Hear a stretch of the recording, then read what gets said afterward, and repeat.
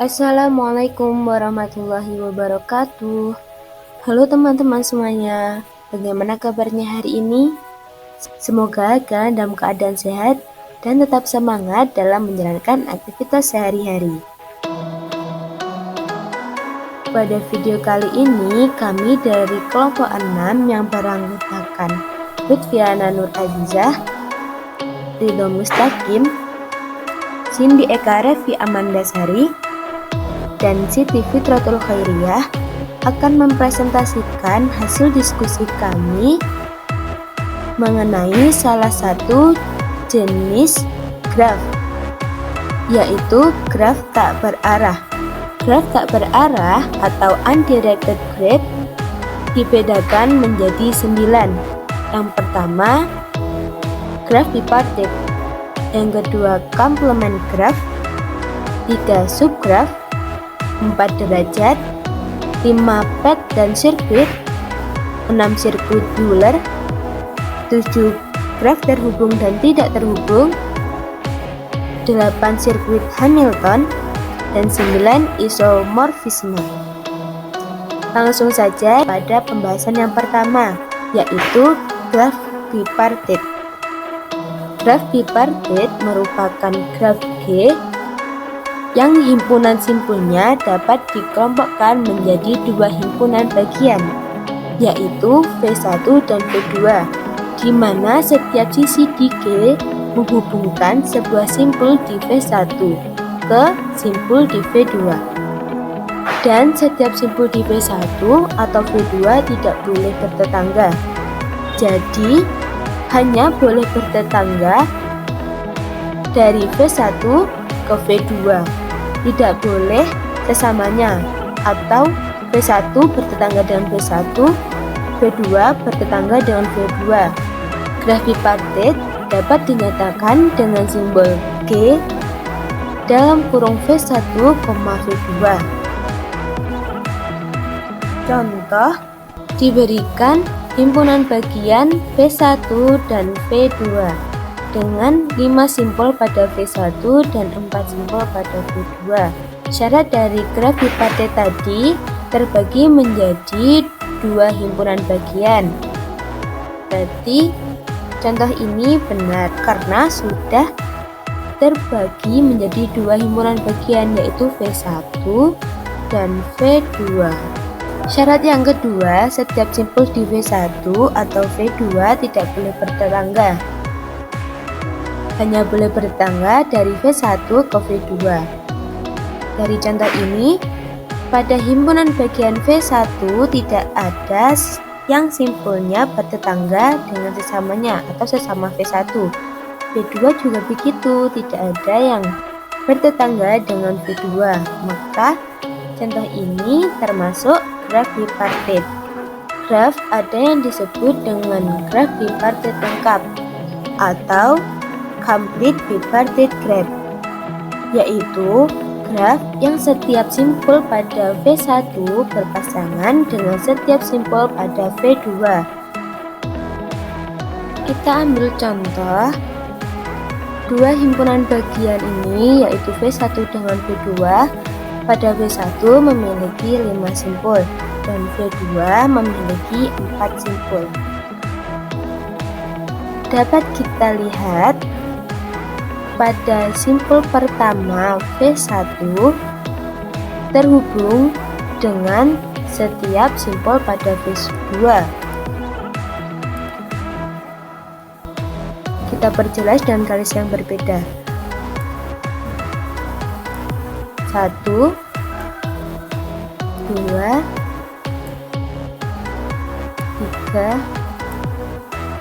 4. Dari satu simpul V1 terhubung dengan 4 simpul pada V2.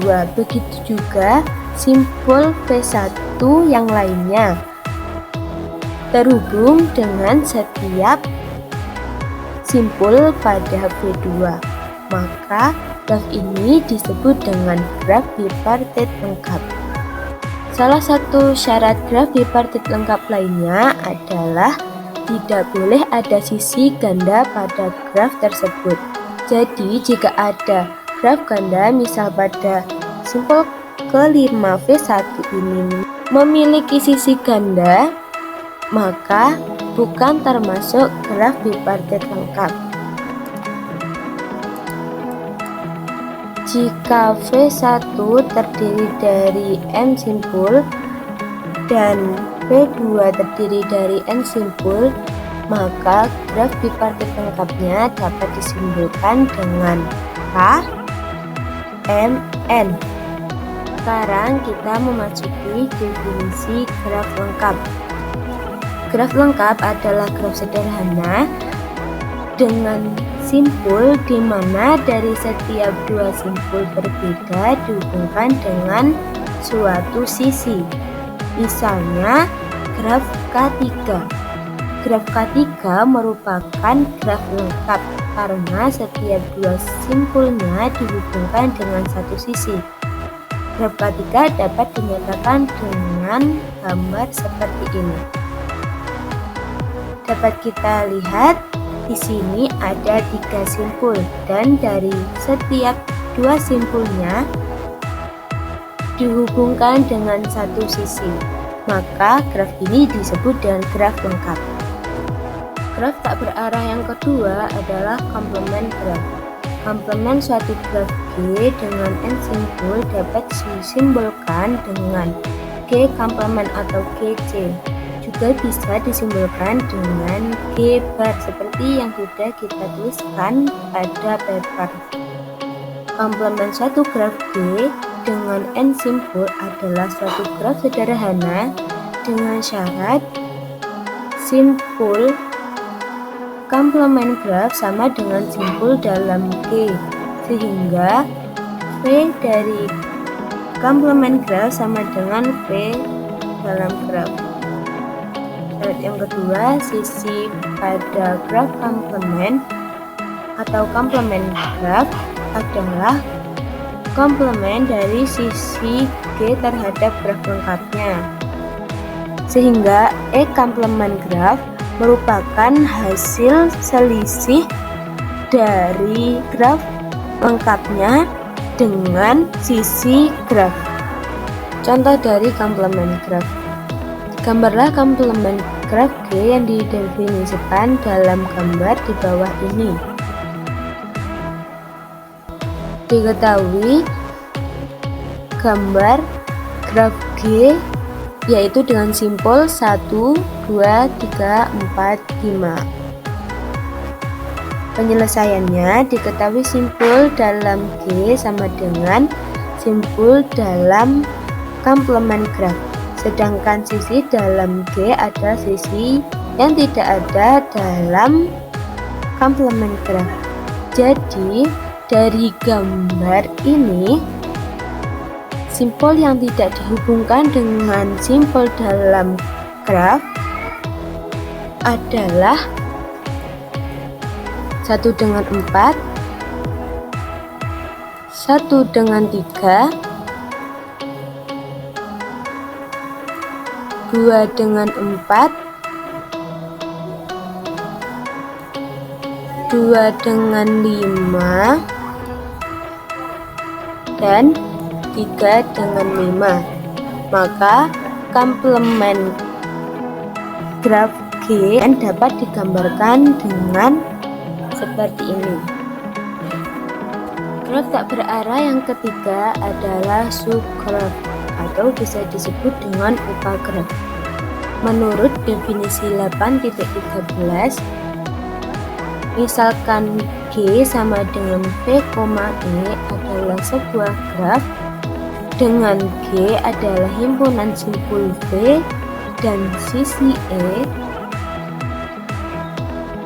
maka G1 sama dengan V1, E1 adalah subgraf dari G.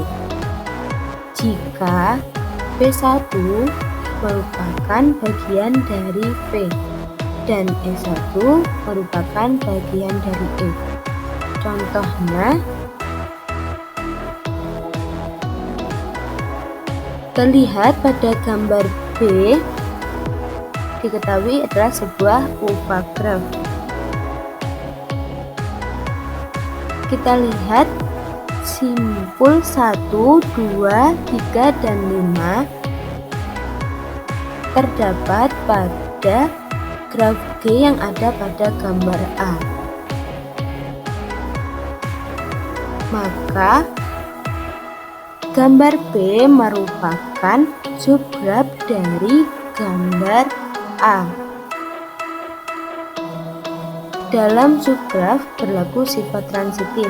Jadi, jika H adalah subgraf dari G dan G adalah subgraf dari K, maka H adalah subgraf dari K. Salah satu jenis subgraf adalah spanning subgraf atau upagraf merentang. Dikatakan upagraf merentang jika upagraf G1 sama dengan P1, E1 dari G sama dengan P, E, di mana simpul dari G1 mengandung semua simpul dari G atau P1 sama dengan P. Jadi dikatakan upagraf merentang jika setiap simpul pada G1 juga ada pada graf G, maka itu disebut dengan upagraf merentang. Komplement subgraf. Menurut definisi 8.14, komplement dari subgraf terhadap graf adalah graf G2 sama dengan P2, E2, dengan E2 adalah hasil selisih dari E dengan E1, dan V2 adalah himpunan simpul yang anggotanya persisian dengan E2. Contohnya pada gambar C. Gambar C merupakan komplement dari graf B. Kita ketahui graf G1 adalah gambar A, dan gambar B merupakan subgraf dari graf G. Dari graf G dan subgraf pada gambar B dapat menghasilkan selisih dari keduanya adalah pada gambar C. Jadi gambar C ini merupakan komplement dari subgraf pada gambar B. Jika suatu graf tidak terhubung, maka graf tersebut terdiri dari beberapa komponen atau bisa disebut dengan komponen terhubung. Komponen terhubung merupakan subgraf terhubung di G yang tidak terdapat dalam subgraf terhubung dari G yang lebih besar. Sedangkan untuk graf terhubung hanya memiliki satu komponen, yaitu graf itu sendiri. Materi selanjutnya yaitu derajat graf. Derajat graf adalah jumlah dari derajat simpul-simpulnya. Derajat simpul adalah banyaknya ruas incline terhubung ke simpul tersebut.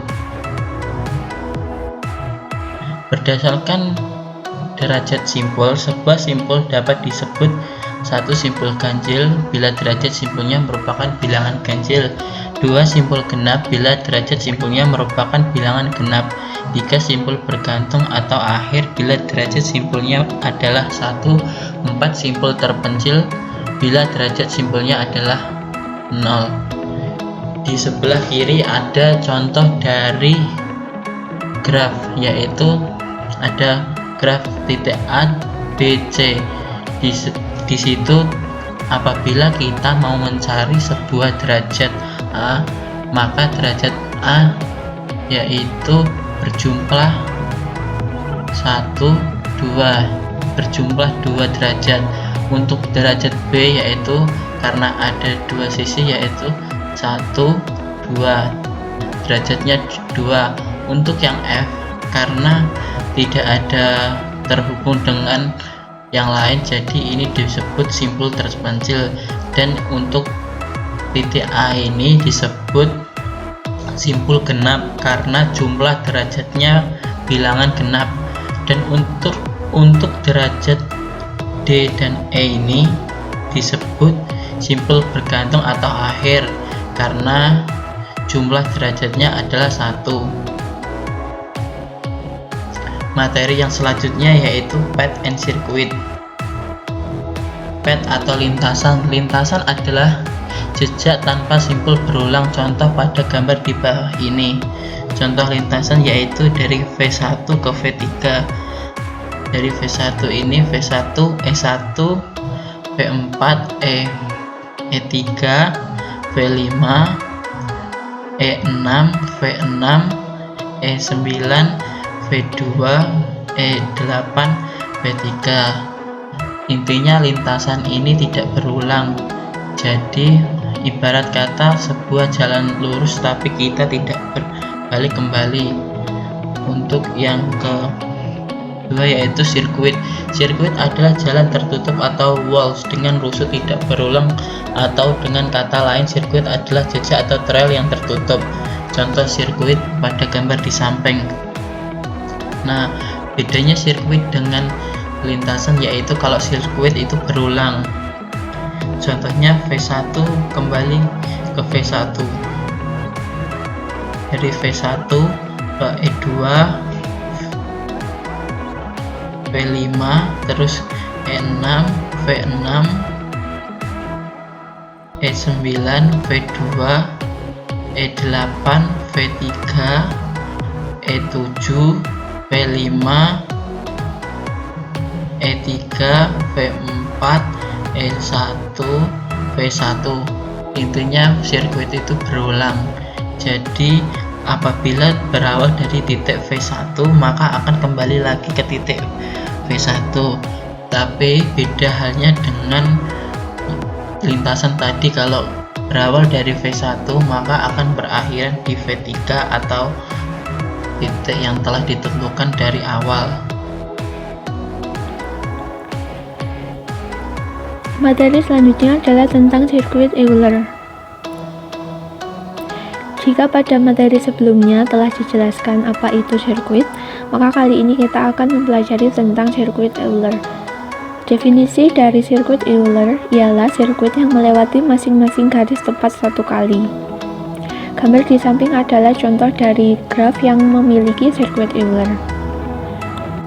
yaitu jika berdasarkan anak panah yang ada, maka setiap garis pada graf tersebut akan dilewati sebanyak satu kali. Pada sirkuit Euler terdapat beberapa teorema, yaitu 1. Graf tidak berarah G adalah graf Euler atau memiliki sirkuit Euler jika dan hanya jika G terhubung dan setiap simpul berderajat genap. Nah, pada dua gambar graf ini akan kita amati apakah pada graf tersebut tahu termasuk graf Euler atau bukan. Pada gambar graf yang atas, setiap titiknya memiliki derajat genap, yaitu pada titik 1 itu berderajat 2, kemudian pada titik 2 berderajat 4, begitupun dengan titik 6, 3, dan 7. Kemudian di titik 5 itu mempunyai derajat 4 juga, dan pada titik 4 mempunyai derajat 2, sehingga dapat kita simpulkan bahwa graf tersebut adalah graf Euler, yaitu memiliki sirkuit Euler. Kemudian pada graf bawahnya, graf tersebut bukan merupakan graf Euler. Mengapa? Karena terdapat simpul yang berderajat ganjil. Kita bisa amati bahwa pada graf yang bawah terdapat beberapa simpul yang berderajat ganjil, yaitu simpul 1 dan simpul 5, di mana kedua simpul itu adalah berderajat 3. Walaupun simpul yang lain berderajat genap, jika ada satu saja simpul pada suatu graf itu berderajat ganjil, maka graf tersebut tidak bisa dikatakan sebagai graf Euler. Jadi, graf yang kedua bukan graf Euler. Teorema 2.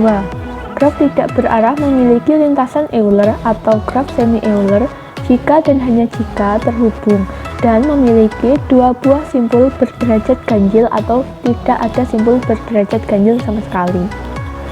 Kita bisa lihat pada kedua graf ini, graf A dan B memiliki dua buah simpul berderajat ganjil, yaitu yang diberi lingkaran, sehingga keduanya memiliki lintasan Euler.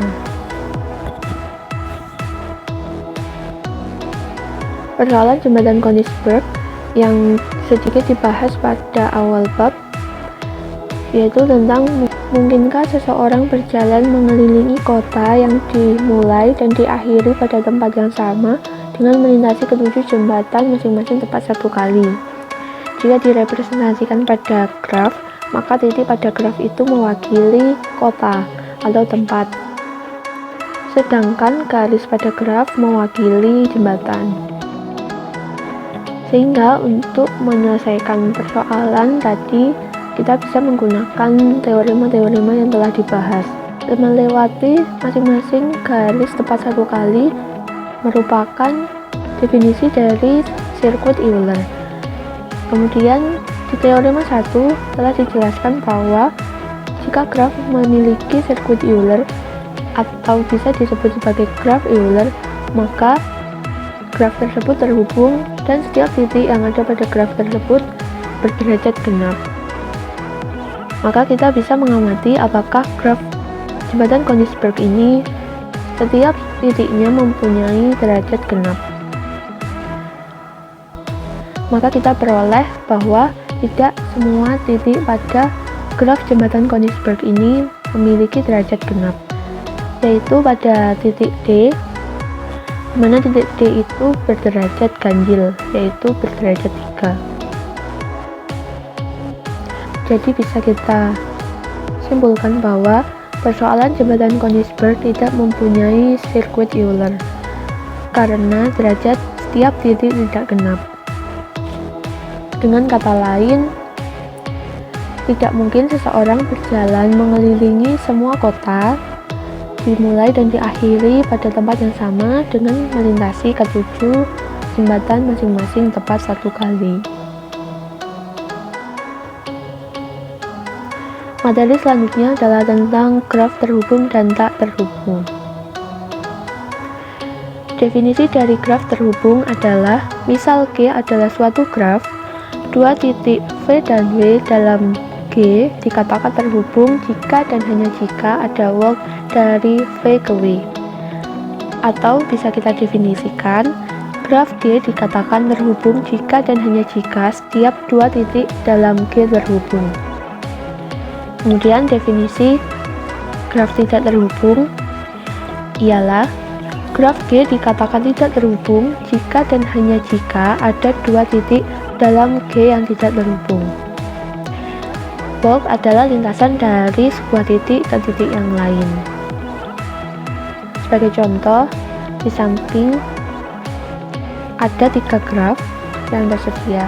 Kita bisa amati dari 3 graf tersebut mana yang merupakan graf terhubung dan mana yang merupakan graf tidak terhubung. Kita bisa amati pada graf A, apakah setiap titik pada graf tersebut terhubung? Jawabannya adalah iya. Sehingga graf A dapat dikatakan sebagai graf terhubung. Kemudian selanjutnya graf B. Graf B adalah graf tidak terhubung karena terdapat titik yang tidak terhubung di dalamnya, yaitu titik V4 dan V5. Kemudian pada graf C. Graf C disebut graf tidak terhubung. Mengapa? Karena pada graf C itu terdapat dua graf, yaitu graf yang terdiri dari V1, V3, dan graf yang terdiri dari V2 dan V4. Karena kedua graf tersebut tidak terhubung, maka graf tersebut disebut sebagai graf tidak terhubung. Teorema graf terhubung. Misalkan G adalah graf terhubung, G adalah sirkuit Euler jika dan hanya jika semua titik dalam G mempunyai derajat genap. Sebagai contoh, pada kedua graf tersebut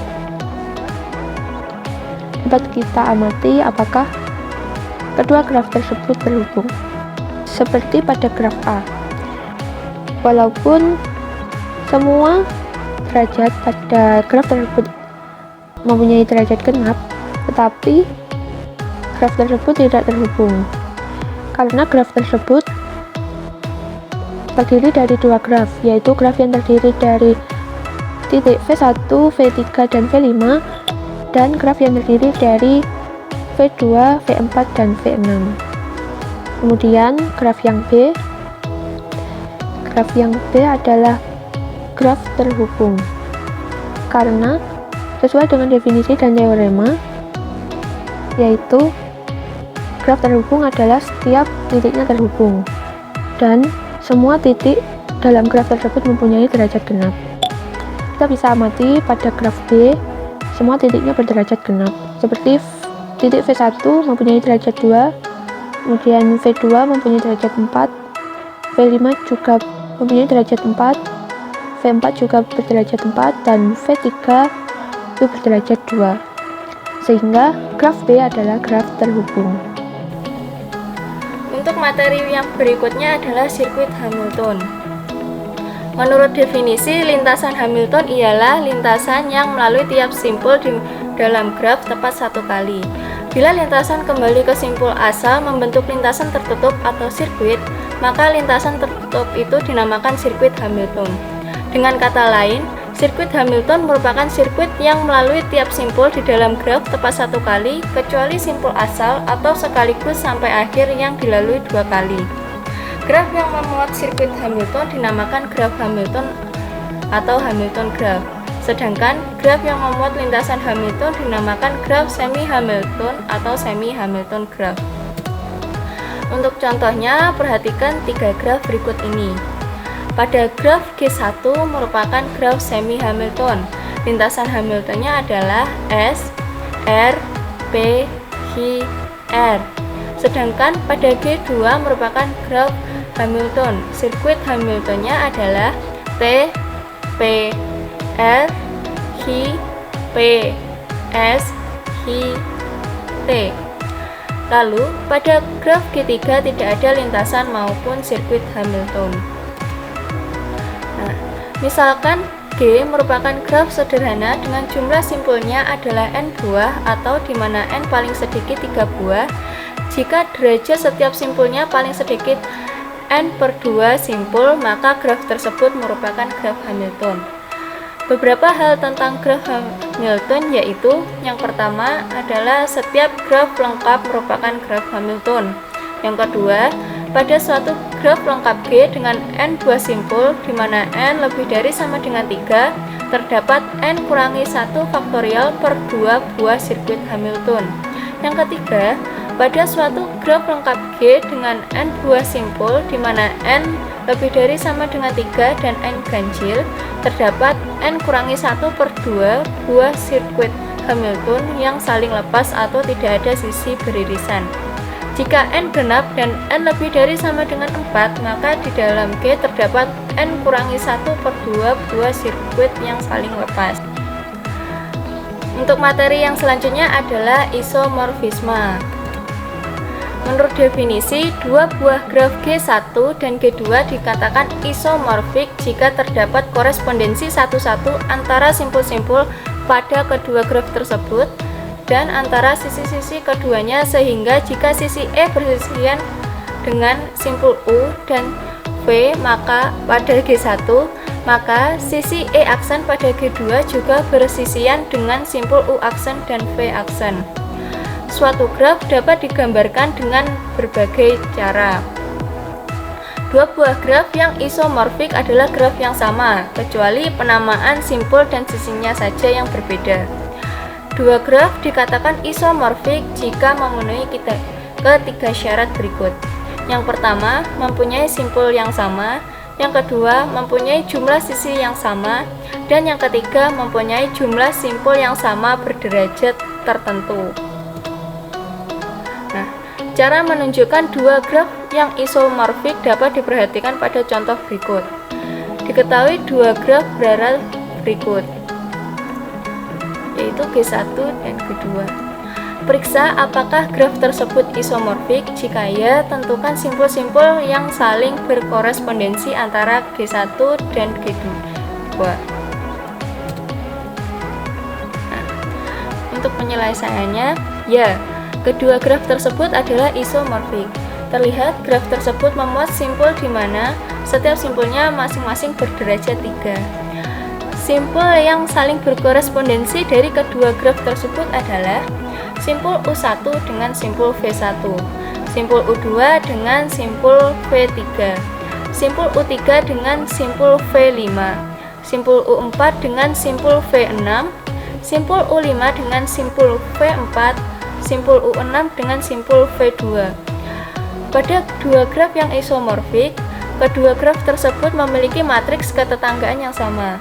Perhatikan matriks ketetanggaan dari kedua graf tersebut. Nah, di bawah ini merupakan matriks ketetanggaan dari G1,